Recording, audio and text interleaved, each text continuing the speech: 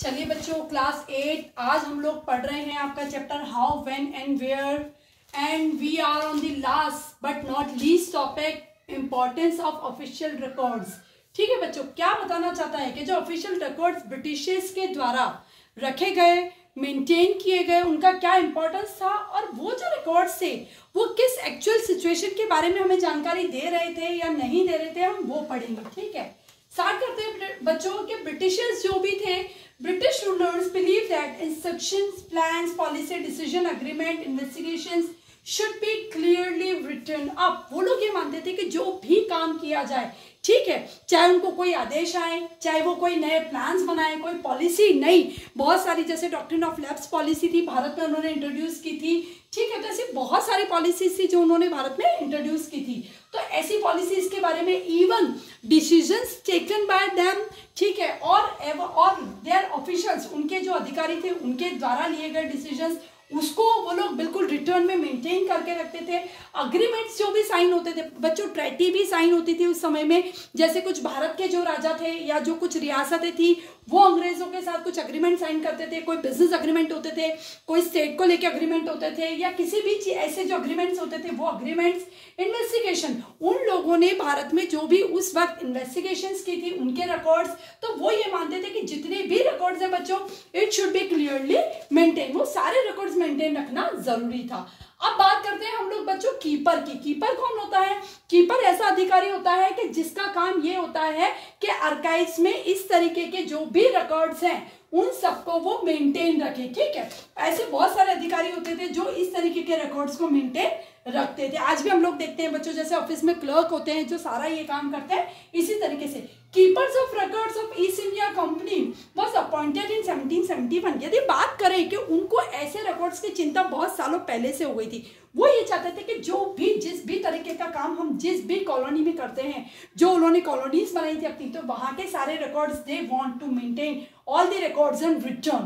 So they appoint a keeper, a person who maintains all these records. अलग अलग क्षेत्रों में अलग अलग कीपर्स होते थे बच्चों जो ये सारे रिकॉर्ड्स को मेंटेन रखते थे, जिसका अपॉइंटमेंट जो था उन्होंने 1771 यानी 1771 से उन्होंने इनको अपॉइंट करना स्टार्ट कर दिया था। अब डॉक्यूमेंट्स जितने भी थे, अब क्या हुआ बच्चों, जब तक ब्रिटिश शासन भारत में चलता रहा, ठीक है, वो लोग सारे उन्होंने, मैंने आपको बताया था, उन्होंने म्यूजियम्स बनाए थे, उन्होंने आर्काइव्स बनाए थे कि जिसमें वो लोग ऐसे मतलब एक ऑफिस कह सकते हैं आप, एक कमरे कह सकते हैं या म्यूजियम कह सकते हैं कि जहाँ पे वो इस तरह के सारे रिकॉर्ड्स को मेंटेन रखते थे। और जब भी उनको जरूरत पड़ती थी वो वहाँ से उनको निकालते, उनमें कोई चेंजेस करने वो करते, या अपने किए हुए सारे कामों का फीडबैक वो ले सकते थे।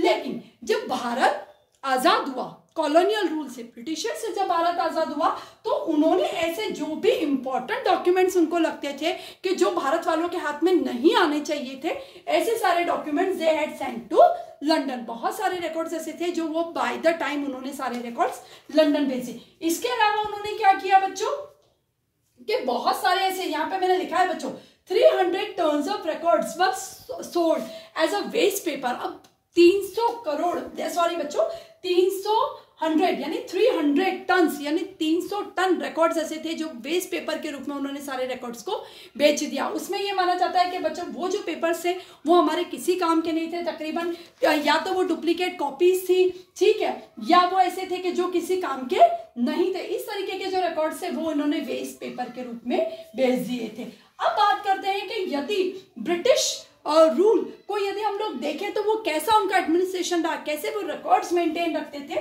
तो मैं ये कहना चाहूंगी मोस्ट डॉक्यूमेंटेड एडमिनिस्ट्रेशन एवर। जैसा ब्रिटिश रूल के दौरान जितने भी डॉक्यूमेंट्स है वो लोग हमेशा वर्क जो भी था वो ऑन पेपर करना पसंद करते थे, रिटर्न वर्क को वो लोग अहमियत देते थे, वैल्यू देते थे, ओरल वर्क को वो लोग इतना इंपॉर्टेंस नहीं देते थे। तो जो भी बच्चों बहुत छोटी छोटी सी बातें थी वो भी वो लोग हर चीज के रिकॉर्ड मेंटेन रखते थे। इसीलिए कहा जाता है कि मोस्ट डॉक्यूमेंटेड का मतलब ऐसा एडमिनिस्ट्रेशन था, ऐसा संचालन था उनका भारत देश का कि जिसमें सबसे ज्यादा उन्होंने पेपर वर्क किया था। हर चीज की आपको रिकॉर्ड्स मिल जाएंगे रिटर्न पेपर पे, इसीलिए उसको कहा गया मोस्ट डॉक्यूमेंटेड एडमिनिस्ट्रेशन एवर। आज तक का सबसे अच्छा एडमिनिस्ट्रेशन जो उन्होंने किया, कि जो उन्होंने सारा पेपर वर्क किया था, वो कहा जा सकता है। मैंने आपको बताया बच्चों 300 टन 300 टन उन्होंने पेपर जो था वो वेस्ट के रूप में भेज दिया था, जिसमें भी बच्चों रिकॉर्ड से कोई कॉपी थी, कोई डुप्लीकेट थे, कोई हमारे रिलेवेंट इंफॉर्मेशन नहीं दे रहे थे, ऐसे पेपर से जो उन्होंने वेस्ट में भेज दिए थे। Do not tell a complete truth. अब हम बात करते हैं क्या बच्चों ऐसे जो रिकॉर्ड्स थे जो ब्रिटिशर्स मेंटेन करते थे, क्या वो हमारे भारत के बारे में हमें सच्चाई बताते थे? नहीं, कहीं ना कहीं वो भारत के बारे में सच्चाई नहीं बताते थे। जैसे कि सिक्के के दो पहलू होती है बच्चों, वो सिक्के का सिर्फ एक पहलू बताते थे। वो ये बताते थे कि ब्रिटिशर्स ने भारत में क्या काम किया, उन्होंने कौन से नए इन्वेस्टिगेशंस किए, उन्होंने कुछ योजनाएं बनाई, उन्होंने कुछ पॉलिसी बनाई। वो सारे रिकॉर्ड्स ये दिखाते थे कि उन लोगों ने जो काम किया वो हमारे डेवलपमेंट के लिए।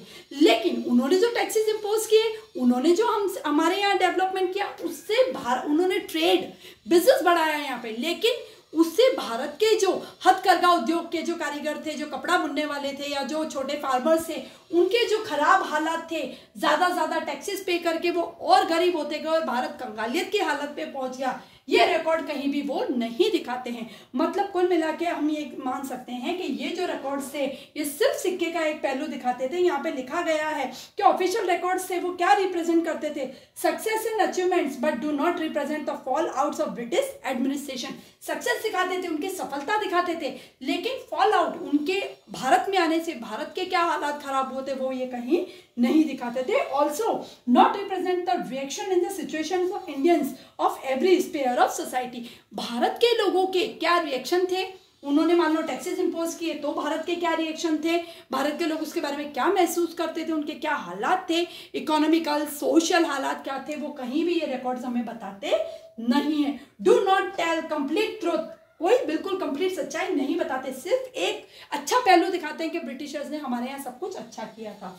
Record show only one side of the coin but do not other. जो मैं कहना चाहती हूँ बच्चों कि ये जो रिकॉर्ड जो थे वो सिर्फ ब्रिटिश वर्क के बारे में बताते थे और उन्होंने वो सिर्फ ये दिखाते थे कि उन्होंने बेटरमेंट किया है इंडियंस का, but do not tell about the needs of the people of India. लेकिन भारत के लोगों की वास्तविक क्या जरूरत थी, ये रिकॉर्ड हमें कहीं भी वो चीजें नहीं बताते। नो डाउट इंपॉर्टेंट है ये ऑफिशियल रिकॉर्ड, लेकिन कुछ हद तक बच्चों ये हमारे लिए इंपॉर्टेंट थे और कहीं ना कहीं जो ये भारत में जो उनके आने से जो भारत इकोनॉमिकली सोसाइटी में थोड़ा सा जो भारत पीछे हुआ, भारत के जो वर्ल्ड हालात हुए वो कहीं इन रिकॉर्ड्स में मेंटेन हमें देखने को नहीं मिलते हैं। तो ठीक है बच्चों, अभी हमने पढ़ा है इंपॉर्टेंस ऑफ ऑफिशियल रिकॉर्ड्स, क्या इंपॉर्टेंस है उनका, हमें नो डाउट सारी जानकारी मिलती है।